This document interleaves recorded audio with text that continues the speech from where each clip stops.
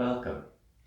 In this practice, the main yin postures will be both sides of half shoelace pose, both sides of high flying dragon, a reclined heart opener, which will require some props. So if you have a couple of yoga blocks, those will be very useful, but you can also make do with books, maybe a firm bolster or a couch cushion. And then finally, hand big toe pose twist. And for most of us, a strap or some kind of strap substitute, like a t-shirt or a towel, will be very helpful. The theme for practice will be the loneliest star, a southern star called Fomalhaut.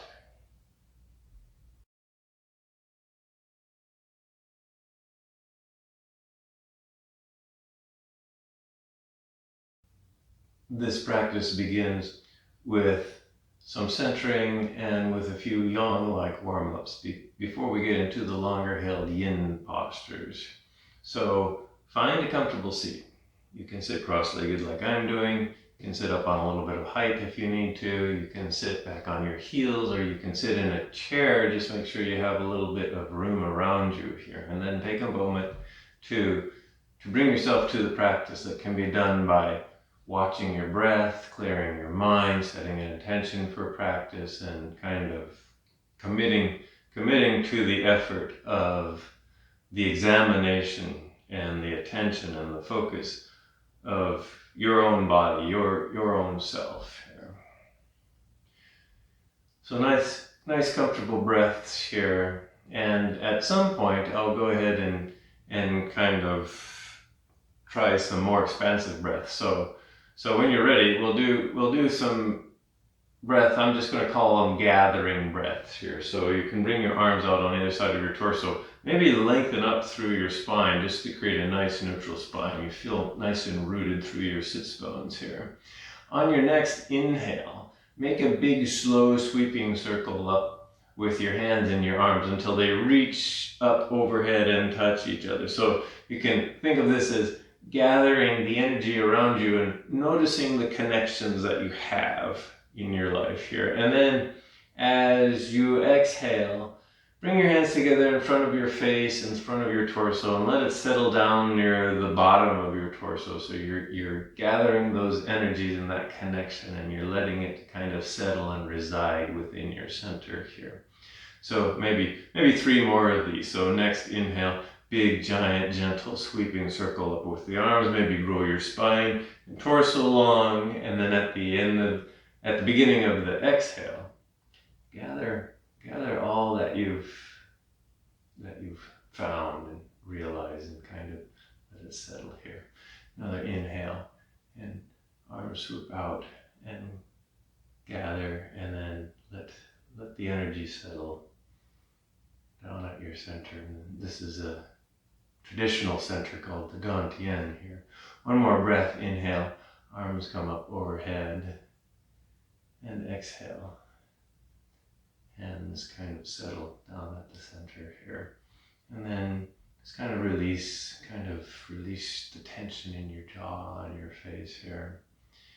And then go ahead and grow up tall through your spine. Again, next is a twist. So go ahead and gently twist your torso to the right side. So maybe the left arm comes around and the left hand settles on your thigh, right thigh or right knee. Right arm and right hand settles behind you. The right hand is kind of on the ground, kind of helping to lift and keep your spine nice and tall here. So a breath or two here in this twist.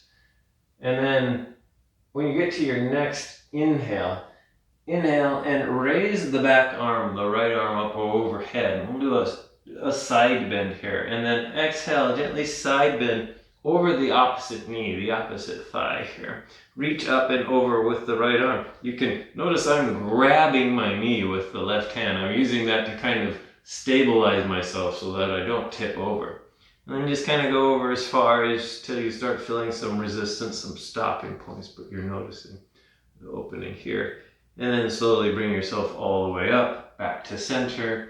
Same thing on the other side now. So when you're ready, grow up nice and tall with your torso, twist to the other side, twist to the left.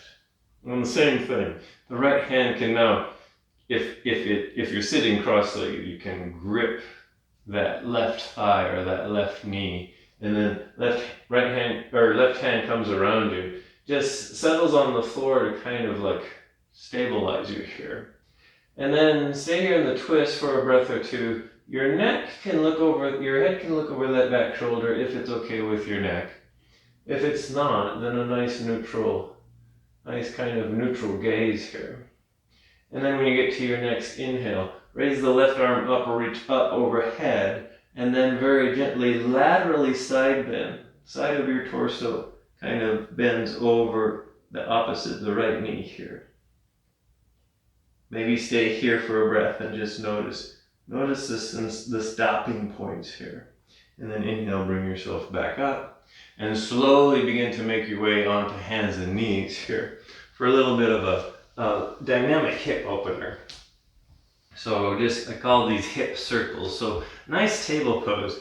So hands underneath shoulders, some kind of stable feeling position, knees underneath hips in either wide or narrow depending on where you feel the most stable and table. Nice neutral spine here. And then root through your hands, root through your right knee. Lift your left knee up off of the floor, and then swing your left leg out to the left side. Kind of lift it right back up as far as it goes.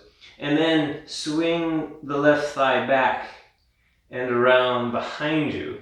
And then bring the left thigh and the left knee in towards your torso, and then out to the side again. So you're making these think about as if you're making these knee circles here. And you're exploring your range of motion in your hip socket. So you're thinking about where your knee is moving, but it's actually your hip joint that you're exploring here. And you're just trying to see how big a circles that you can make with that left hip socket. Switch directions and go the other way. And maybe slower is better here. So you can do these as slowly as you want to. And just make a couple. At some point, bring that knee back down. Now it's the other side. So now you're rooting through this knee and that back foot here. Hands are still rooted. You're picking up the right knee and then bringing the right knee out to the right. And then you're starting to make the same hip circles here with that right knee.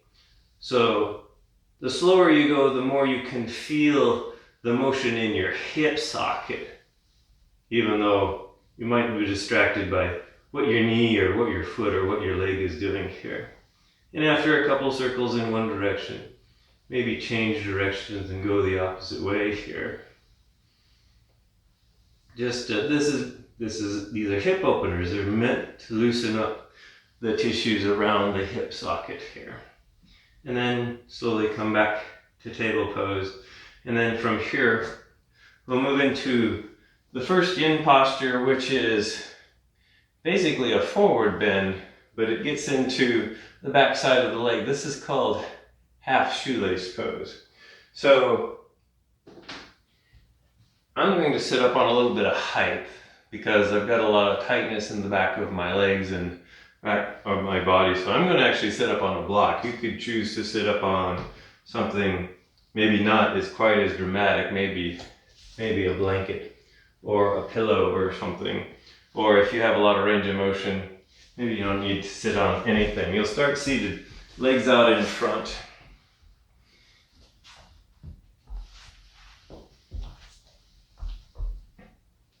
And then for half shoelace, you'll go ahead and bend the left knee, raise the left leg, and stack the left knee on top of the right leg here. So you're kind of like knee stacking. So this is half shoelace here.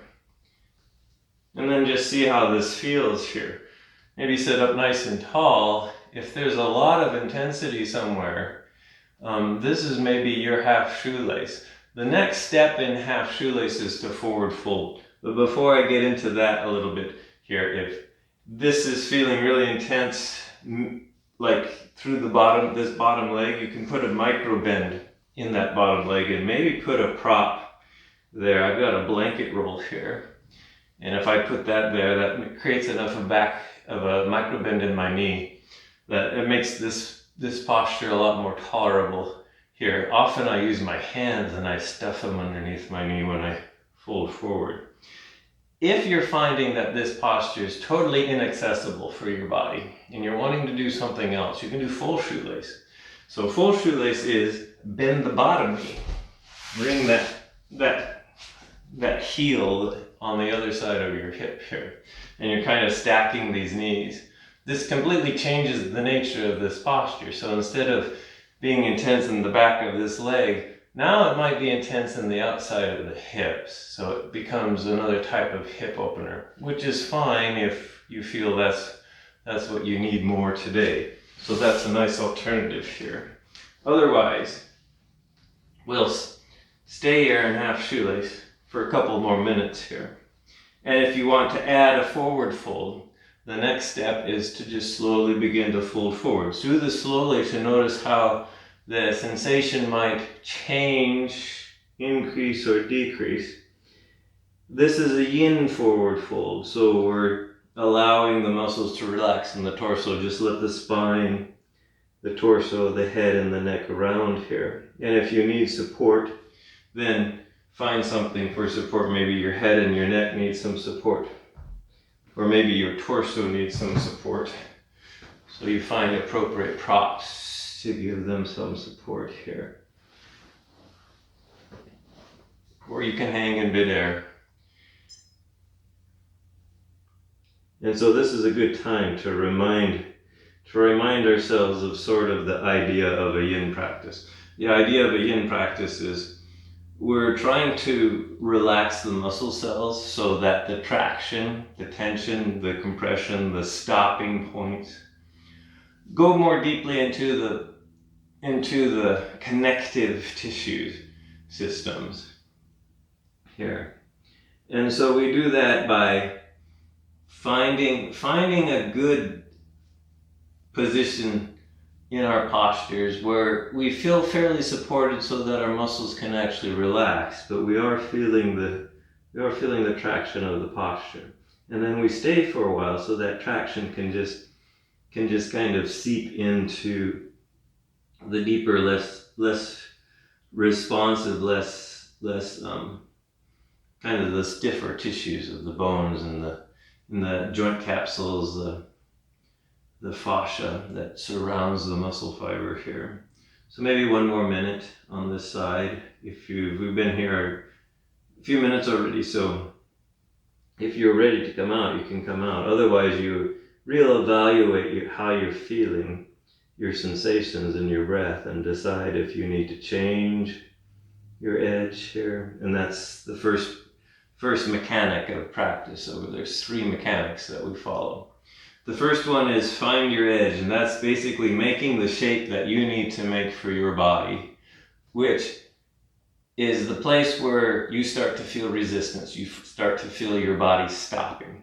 There's something going on. There's a sensation or just a physical stoppage, and that's your edge here. Now you're not hurting yourself. So if you're hurting yourself, then that's not your edge. You've gone way beyond your edge. So back yourself off a little bit and find a different posture that fits you better here. Second principle is called stillness, and that means once we've found an appropriate edge, then we commit. Then we commit to the patience of staying in the posture. Now that doesn't mean we stay frozen. We can move around, we can adjust our edge, make adjustments, but it does mean we are practicing kind of a mini meditation of staying still. And then finally we stay here for time. We've stayed here on this side of half shoelace for a good amount of time, so if you're still there, you can slowly begin to come out. Maybe bring your torso up if you folded forward here. Maybe work out some kinks in the torso, although if you're like me, most of the intensity was in this straight bottom leg, which is what I wanted to get into. I'm trying to work into this bottom leg, the stiffness that's there. Then you can kind of reach back with your hands so you can undo your half shoelace or undo your full shoelace. Take a little time to just notice the rebound. So this is sometimes, Sarah Powers often refers to this as the 4th principle of yin, when you come out of yin, it's like releasing a sponge that has been twisted. You know, the blood flow can come back, feelings can get released, and you notice that before you jump into the next posture. But now we're ready to jump into the next posture. So it's the other side of half shoelace or full shoelace, if you like that better. Now it's the left leg that's straight. Bend the right knee, lift the right leg, and stack that right knee on top of the left knee. So now the right ankle's around on the left side of the hip here.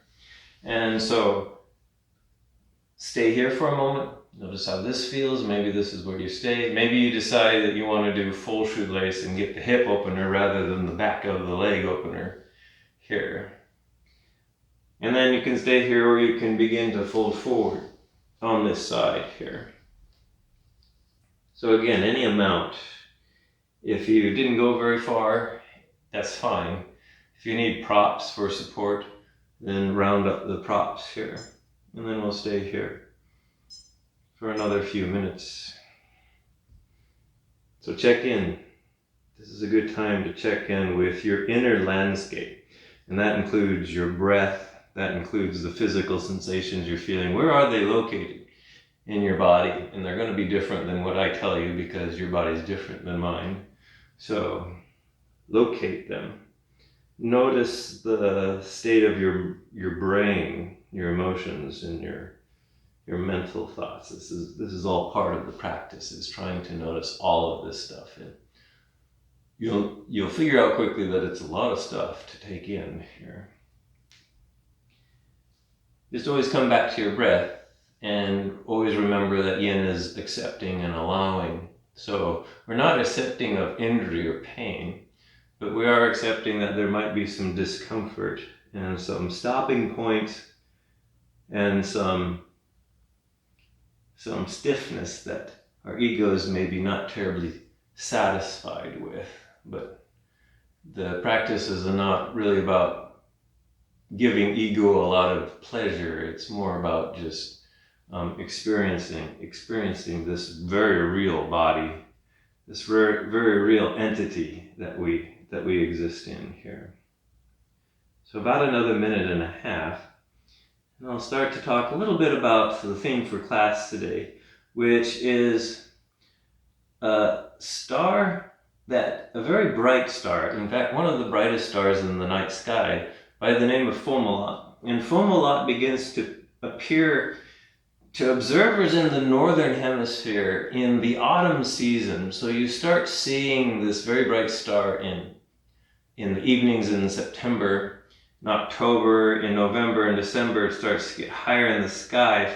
It is a southern star, and what that means is if you live in the Northern Hemisphere, it appears as a bright star rises along the southeast. It kind of stays in the very, very southern part of the sky, which means you need a very clear view of the southern part of the sky to see it, and then it sets. And it's very prominent in the autumn season in the Northern Hemisphere. So like I had said, fall season of September, October, November, December. Which means if you're out in the evenings or during the night of that season and you're looking south and you see a bright star, it's probably Fomalhaut here. So that's where to look here. We're almost done. We've got about maybe 3 or 4 more breaths on this side. Right now, as of the recording of this video, Fomalhaut does have some, one of the characteristics of Fomalhaut is that it's the only bright star in that part of the sky. So most of the time, it's all by itself, which is why it gets the nickname the loneliest star, because all the other stars around it are very dim. And so if you are looking south in the fall and you see one bright star, chances are good it's Fomalhaut. It's the only first magnitude star in that area of the sky. We'll slowly come out of this side of half shoelace. So if you folded forward, slowly raise yourself up. Maybe lean back to release the leg, maybe both legs if you did full shoelace pose. You can do a little bit of motion to maybe get some circulation back inside. I will suggest a kind of a bridge cycling here, a little bit of a yawn exercise to work out the kinks in that posture. So you'll make your way onto your back, knees bent, feet on the floor, hip width apart, close, kind of in towards your hips. I've got my arms extended so I can brush the back of my middle finger on the back of my ankle here. And then arms are extended, head, neck, shoulders comfortably neutral, lying on the floor. And then we'll do a few bridges here. So press through your feet and through your shoulders, engage and tone through your core and through your legs, and then simply begin to lift your hips up towards the ceiling as far as they go until they don't go anymore for you. And for some of us, they may not even leave the floor. The idea is to just kind of feel that motion, and then very slowly see if you can lower back with control everything back down to the ground. Maybe roll your spine back down. We'll do 3 more of these. So inhale, lift your hips up as high as they go. Exhale, lower them slowly with control. And then inhale, lift your hips again. Exhale, lower. Do this one final time. Inhale. See if you can put a little extra oomph into it and just lift them a little tiny bit higher here. And then exhale very slowly. Lower them back down onto the ground. When they reach the ground, gently roll over to one side. Make your way up to seated. Come onto hands and knees into table pose. We'll get set up for the next yin posture will be high flying dragon pose. And there'll be options here. First we'll get into regular dragon. So from table, bring your left foot up between your hands into your right knee back into this low lunge. So this low lunge is basically, in yin it's called dragon pose. You can stay here if this is enough. We'll stay here for a few minutes. And if your hands don't comfortably reach the ground for support, you can always put things underneath your hands like blocks here. So this is regular dragon.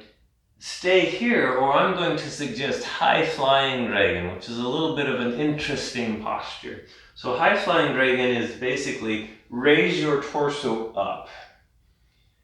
And when you do that, notice how the sensations may have shifted. For a lot of people, they may notice that there's much more intensity in this back front thigh now, or maybe somewhere else. So this is what I call high flying dragon. So this is where we'll stay. And this is maybe a little bit more challenging than dragon pose. It also has an element of yang in it. So I'm trying to stay relaxed throughout my hips and my thighs. So that's what's getting stretched, if you will. That's where the stopping point is. But this is a little bit of a balance pose. My feet, my ankles, and my lower legs have to do a little bit, the muscles have to do a little bit of work to keep me upright, otherwise I'll plop over on the floor. So definitely not yin in those areas of the body. Those have toning muscles here. If you find high flying dragon really challenging, you can stay here for maybe a few breaths and then just go back to basic dragon, and then stay in basic dragon if this is a little bit more accessible for you. This is meant to go a little bit deeper into the thigh, into the psoas with high flying dragon. Here.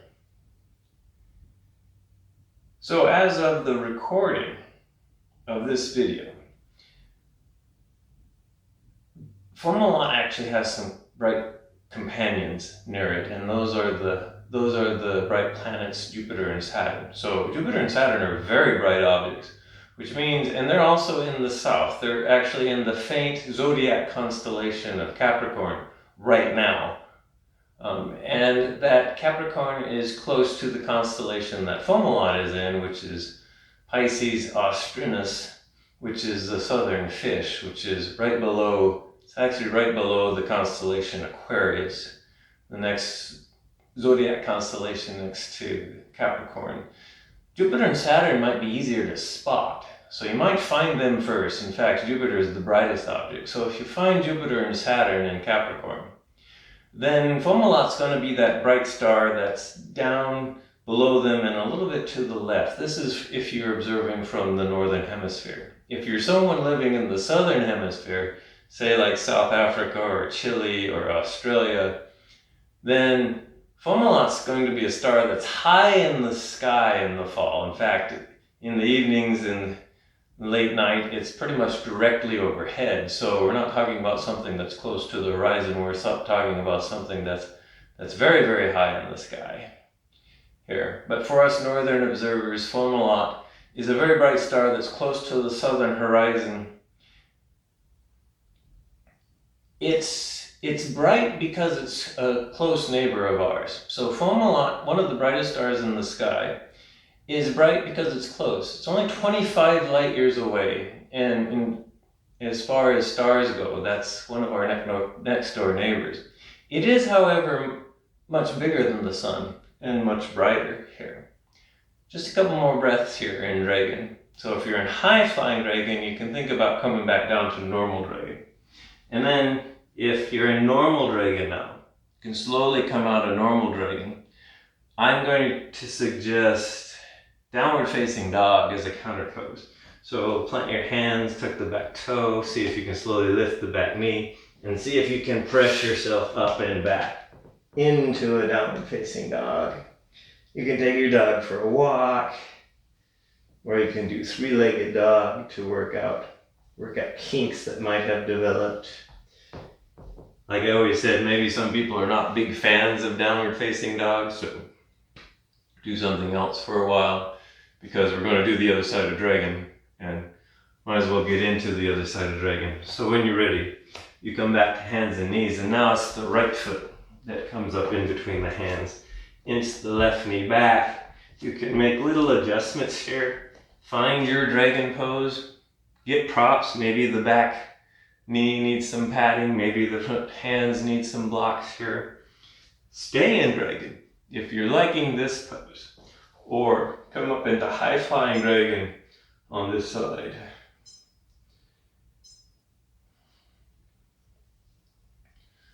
So Fomalhaut, by the way, the word Fomalhaut actually means the fish's mouth. We will get into that a little bit later here. Fomalhaut is actually twice as massive as our own sun. So 2 times the mass. It's also about 2 times the diameter of the sun.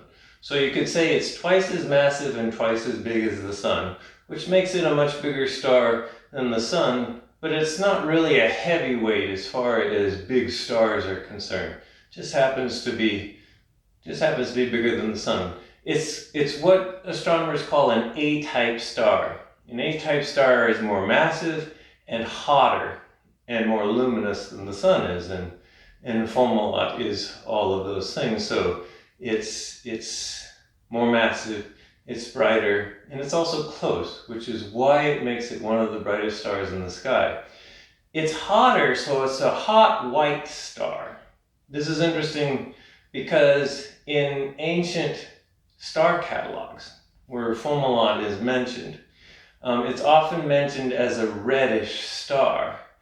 This is not because the star itself is red, it's because it's been recorded from observers in far northern locations that are watching Fomalhaut on the very southern horizon. And of course, if that's happening, the starlight from Fomalhaut has to go through so much of Earth's atmosphere that Earth's atmosphere is reddening the starlight. It's the same effect when the sun and the moon is close to the horizon. The sun and moon look redder because they have to pass through more atmosphere. It's the same thing with Fomalhaut. So early astronomers in the Northern Hemisphere thought Fomalhaut was a red star. It's not red at all, it's white. And if you're sitting in the Southern Hemisphere and looking at it directly overhead, you would say, yeah, no, it's not red. No, it's not red at all. It's a white star here. So 1 more minute in Dragon. We've been here for a little over 2 minutes. Maybe you've had enough of Dragon, so you can come out. Or maybe you want to change the type of Dragon you're doing. Maybe you're in high flying Dragon, and now you want to come back to regular Dragon here. Fomalhaut, since it is a southern star, it hasn't made it into the mythology of northern culture quite as much as the other stars. It's a southern star, it's kind of all by itself, but it did play an important role in some cultures, in some northern cultures, just because it was the only bright star in that region of the sky. And some cultures needed to have a bright star there as part of the markers of the seasons in the calendar. And Fomalhaut played that role just because there was nothing else around except for the occasional planet here. One more breath here. If you're in high-flying dragon, make your way back down to low to regular dragon here. And then slowly begin to come out. I'm going to suggest downward facing dog again for a counter pose. But if there's something else that's appealing to you, you can do that. You can maybe just shift your hip back and then stretch that front leg out. Maybe that feels good after the leg is bent. Or maybe you do like downward facing dog. So you bring yourself up, stretch everything out in this yang-like arm balance here. And then any other kind of motions here. And I will start explaining the next yin posture. The next yin posture is reclined heart opening. And we can do this with a couple of yoga blocks if you have them. Or you can use other things, and you can use, if you have a blanket roll, like I have here, you can do this with a blanket roll instead here. I'll demonstrate these with blocks. You can also use piles of books here. So the first block is you're going to lie back on it with your upper back. And then the second block is going to be used to prop your head up here. So you'll set your blocks down, and then you'll come to lie on your back with the first block kind of centered right underneath your upper back, your thoracic spine, or your shoulder blades here. Usually I've got this on the medium setting. Blocks have 3 settings, so you could do the low setting if this setting is too high. The second block is to support your head and your neck here. And you can put the second block at whatever height you need it. Maybe you need your head and neck a little bit higher, so you put the block on the high setting. Maybe it's okay at the same setting as the other block. Or maybe you would like to get a little bit of an opening through the front throat. So you can set it down here on a low level to reach back here. And then arms are relaxed, legs are relaxed. You can just have legs extended. You can do other things, like you can have butterfly legs while you're staying here. If you want a little bit more intensity in your shoulders and your arms, you can sweep your arms up and around. If that's too much intensity, just keep your hands and arms where they are. And then settle into this posture. So if this doesn't work for you, this is meant to put pressure on the upper back and on the spine, so it's actually a back bend. If this is a little bit doesn't really work for you, another posture is melting heart pose. Melting heart pose is just coming on to hands and knees.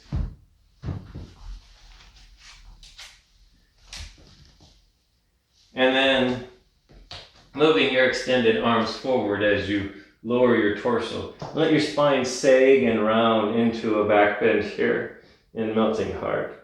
And maybe this just feels better or is more accessible to some people. So this is an alternative if that reclined heart opener doesn't work.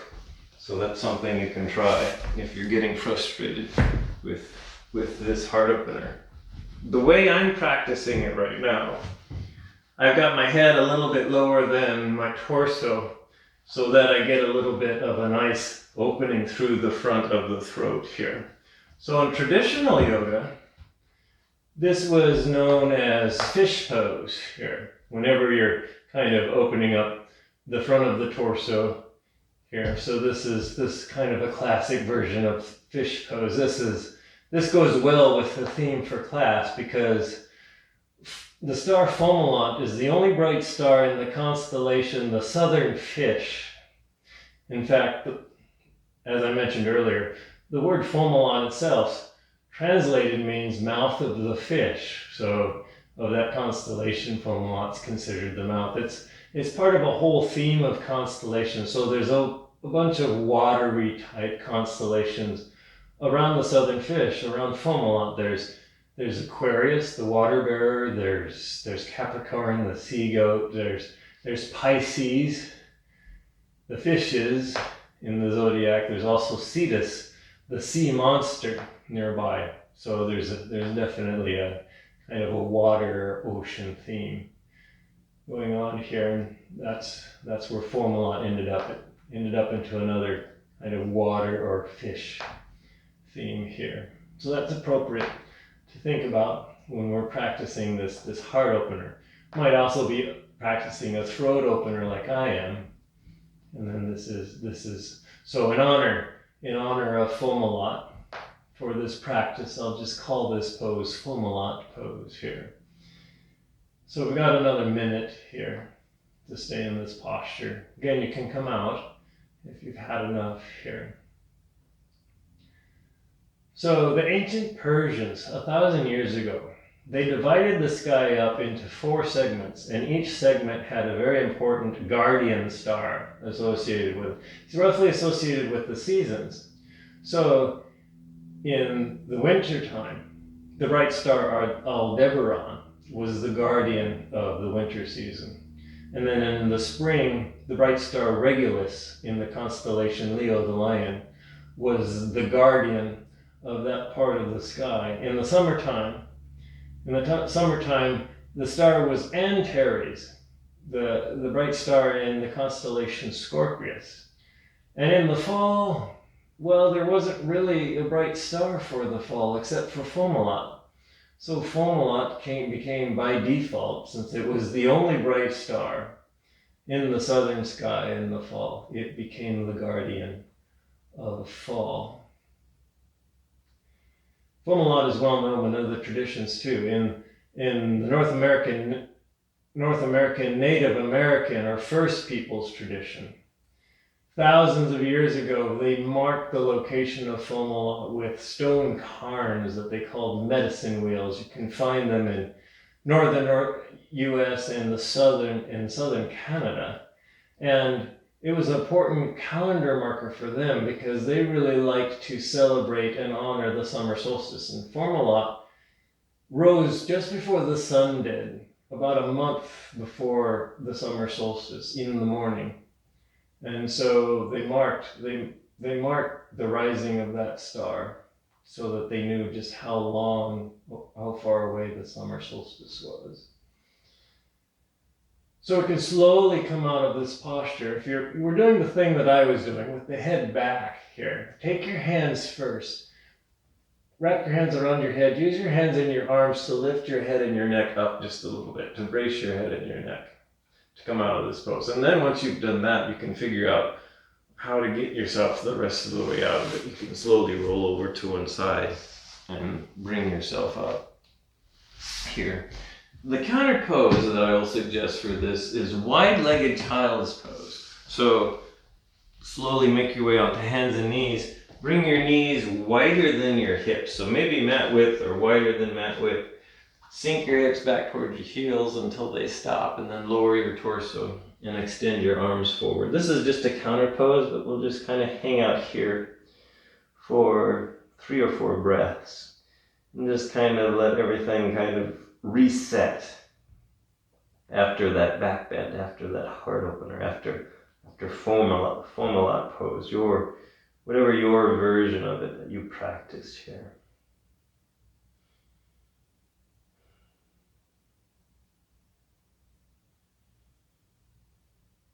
And then when you're ready, you'll bring yourself up. We'll start explaining the next posture. The next posture is hand to big toe pose with a twist. And this is where a strap might be handy for most of us. So take a strap or a towel, an old t-shirt. Make your way onto your back. Legs are extended. Bend your right knee, bring your right knee into your torso, and then take your strap wrap the strap around the bottom of your right foot. Maybe experiment with the toe mounds of your feet or your ankle or the middle of your foot, wherever you would like that strap to be. And then extend your right leg long, grab the strap with both hands in the beginning, and then with your leg as extended as it gets, and you'll notice that my leg's probably not perfectly straight, but it is extended as far as it goes. It doesn't go any straighter than this here. And then take the strap in your left hand. Right arm comes out into a T or a cactus arm position. And then begin to lower the right leg over to the left side. You might have to adjust your hip a little bit to make your hip be able to stack your right hip on top of your left. Notice I'm creating a back bend here. So my right leg's extended. I might be feeling a lot in this right leg, but I'm also creating a back bend, and I'm aiding the right shoulder to ooze back towards the ground by keeping my right arm out to the side. Your foot might not make it to the ground, and if this is feeling all unstable, put a block or a bolster or some pillows underneath this leg for stability here. Head can remain neutral, but if you want a twist in your neck and a complete twist in your spine, your head can look away from the way your leg is pointing here. And by the way, if this is all just too intense and awkward, but you do want to do a spinal twist, you can just bend your knee. Bend both knees and bring both knees parallel to each other. Just do the spinal twist with the knees bent here. Otherwise, we'll stay here. We'll stay here for a few minutes here.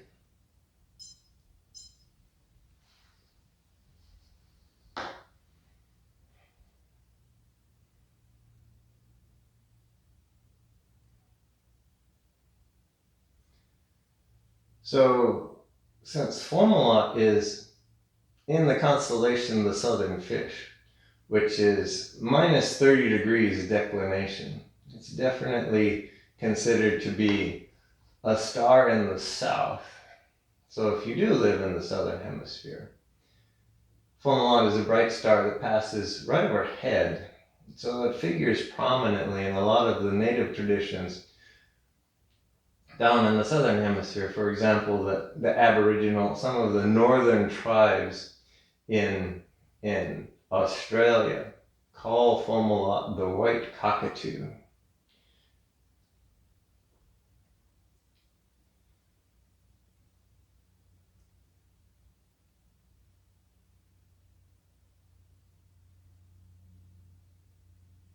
And it's seen as various other humans or other animals in other native traditions here. But in the Northern Hemisphere, it's the brightest star in the south in the autumn skies. So even though it's known by a lot of common monikers, the one I've been mentioning is the loneliest star, because there's no other bright stars around it. Another name for it is the solitary one, again, because it seems to be all by itself. But it's also more commonly known as the autumn star. So because it's very conspicuous in the south in the autumn, because it's the only bright star there. So it is kind of a solitary bright autumn star. It does signify the season, the autumn season in the Northern Hemisphere. In the Southern Hemisphere, it's prominent in the evenings and the night during the spring season, since the seasons are reversed here. About 5 more breaths on this side, if that's acceptable. You're noticing your breath, you're noticing your sensations. Maybe you make some adjustments. Like maybe you have to re-grab what you're using as a strap. And some of you might have noticed that you maybe don't need a strap. You can actually just grab your big toe. Hence, hand to big toe pose. In fact, you can do that here for these last couple of breaths.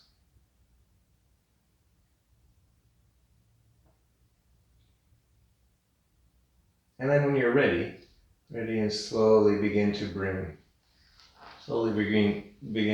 that leg back up to center. Maybe grab both straps with both hands, draw that foot in, and then release, bend the knee, release the strap. A little bit of reverberation here before we do the other side. You can just stay here and rest, or you can make little motions. Maybe you can do reclined windshield wipers. Or maybe you're ready to make it into the other side here.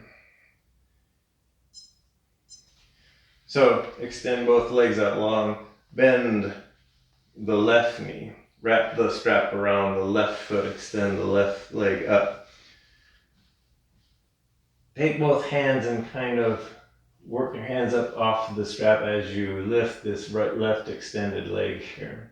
And then we're going to twist here. So take the strap or the prop in your right hand and then slowly guide that left leg over to the right side as far as it goes. And again, it may not make it to the floor. It might just float. And it's okay if it floats as long as there's no pain. If there's some instability, maybe place a block underneath that left foot. Left arm is out to the left in an outrigger position to keep this left shoulder down to encourage the spinal twist. See, I've got my left hip stacked on top of my right hip here. And again, if you want a nice complete twist in your neck, then you can face away from the left leg like I'm doing here. The left leg is going right. My neck is turned to the left. This is okay with me. This is creating pain in your neck or your head, then keep your head nice and neutral here, or even faced in the same direction here. This left shoulder can float, but it doesn't have to be on the floor. But you could even put some padding underneath that shoulder if it's floating and that's feeling unstable. So a couple more minutes here on this side. Since Fomalhaut is so close, it's an interesting star for professional astronomers and astrophysicists to study. And it's been studied and observed a lot by major observatories, including the Hubble Space Telescope, but also by infrared observatories like the AMA Infrared Observatory in Chile. And what they have noticed is that Fomalhaut is, even though it seems to be a solitary star, but it seems to have material around it. It has a disk of material. In fact, if you look in detail at the disk, it actually forms a ring. So there's actually a ring of leftover material from the formation of Fomalhaut. Fomalhaut is fairly young. It's only 440 million years old compared to the Sun, which is 5 billion years old. And it still has this leftover material that has formed a ring. That has some implications. Why is there leftover material forming a ring around Fomalhaut? And that points to the fact that there might be gravity from other things that's shaping and holding that ring in place. And those other things might actually be a family of planets. In fact, there might be several circling Fomalhaut. And Fomalhaut's actually not a star by itself. What we've discovered is there's other stars that are in Fomalhaut's influence. So Fomalhaut's actually a multiple star system. So the bright A star is Fomalhaut A. Astronomers have found another star called Fomalhaut B, but since it's so close, the Fomalhaut B doesn't appear very close in the sky. It's almost 2 degrees away from Fomalhaut. It's a smaller star. It's only about 2/3 the size of the Sun. It's a K-type star. And then they found a third small red dwarf star, Fomalhaut C, which is about 5 degrees away from Fomalhaut. So Fomalhaut, the star system of Fomalhaut, is actually made up of 3 stars. So when it's looked at carefully, it's actually a complicated system. So just one more breath here. And then when you're ready, slowly bring the strap, the leg back up to center, maybe hold for a breath here. And then go ahead and release. You can release the knee and you can release the strap. We're done with the strap. You can put the strap off to the side. This is the last kind of intense yin posture. A little bit of integration before Shavasana. So I'm going to suggest happy baby pose. So bend your knees, bring your knees into your chest, give your knees a nice hug here. You can stay here, or knees kind of widen out to either side, and you can thread your hands in between your knees. Find your shins, your ankles, or the bottoms of your feet with your hands, and then reach the bottoms of your feet up towards the ceiling. Pull your hands down, and then this can be a little bit of a dynamic happy baby. You can gently rock back and forth here, and just feel that kind of pressure changing on your low back here as you gently rock back and forth in happy baby. Maybe one or two more breaths here. And then go ahead and release. This is free form yoga time. If there's any other kind of movements or postures you'd like to do, then do them now before settling into your resting pose. And then when you are ready, you can settle into your resting pose. It can be traditional Shavasana, where you're just lying on your back, arms and legs comfortably extended, head, neck, and shoulders comfortably resting on the floor. Maybe this is a little bit too strainful. You can do things like keep your knees slightly bent with a prop, so I can use my blanket roll here. Place it under my knees to keep a little bit of a micro bend in my knee. That might feel better. You can also grab a pillow and place a pillow underneath your head. Any other kinds of things that might feel good. Maybe it's chilly and you'd like a blanket, so you can put a blanket on here. Arms far enough from your waist so that your shoulders can kind of roll out. Palms comfortably rest up towards the ceiling. And then settle here. Soften everything. So soften your face and your head, release your jaw, relax your tongue, your eye sockets, and the skin around the sides of your head. Soften your temples and your forehead, the very crown of your head. Let your thoughts be soft and fuzzy.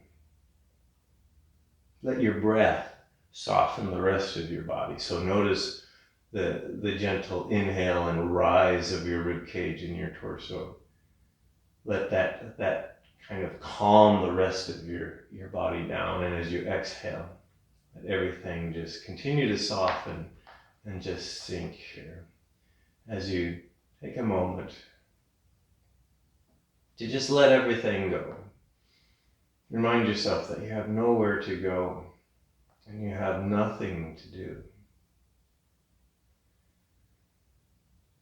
Give yourself permission to rest easy. Because in fact, Fomalhaut is a star that is not alone. Fomalhaut seems to be a star that has planets that keep a ring of debris in order. So Fomalhaut has its own family of planets. It's a multiple star system with two other stars. So there's a lot around Fomalhaut. Fomalhaut is not alone at all, and therefore it is not a lonely star. It has companions. Most importantly, it's a star that knows it exists in the same galaxy at the same time as you do. And because of that reason, it is not a lonely star. It knows it's well connected and well loved.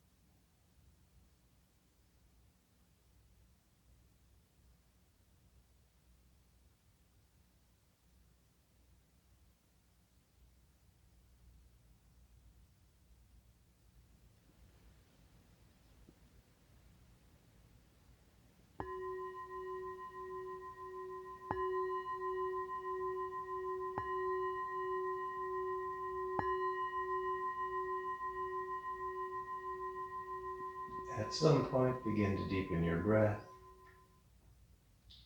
You can make small movements with fingers, with toes. Maybe some movements with hands and with feet. Eventually legs and arms, maybe head rocks from side to side. At some point, gently bend your knees so that you can slowly roll over onto your side. When you get there, pause for a breath or two. Pause to give yourself a big thank you for your efforts and your practice, but also a big thank you for you, your unique manifestation in the universe. The universe and Fomalhaut are ecstatically joyful that you are here. And then at some point, gently bring yourself up to a comfortable seat. When you have established that seat, when you have reconnected with your inner ground here, then bring your hands together at heart center. And I'll end practice with an Om.